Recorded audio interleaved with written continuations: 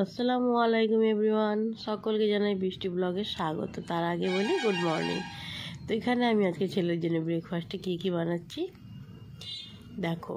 এখানে আমি গাজর আলু ভাজা বসিয়েছি, একটা গোটা লঙ্কা ফোড়ন দিয়ে ভাজাটা বসিয়েছি, আর এর মধ্যে শুধু দেওয়া আছে নুন আর হলুদের গুঁড়ো।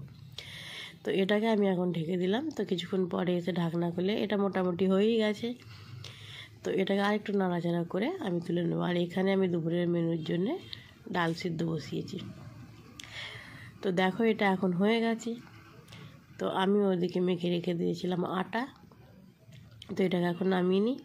তো এখানে আমার রুটির জন্য লেচি কাটা হয়ে গেছে। তো এখন আমি এগুলোকে বেলে নেব।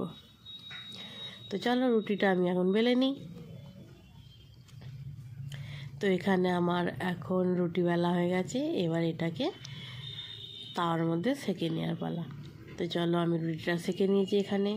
তো এখানে আমি ছেলেকে দিয়েছি গরম দুধ, দুটো রুটি, একটা নলেন গুড়ের রসগোল্লা, আর হচ্ছে গাজর আলু ভাজা। তো আজকে সকালের এই ছিল আমার ছেলের জন্য ব্রেকফাস্ট। কার কেমন লেগেছে ভিডিওটা অবশ্যই কমেন্টে জানিও।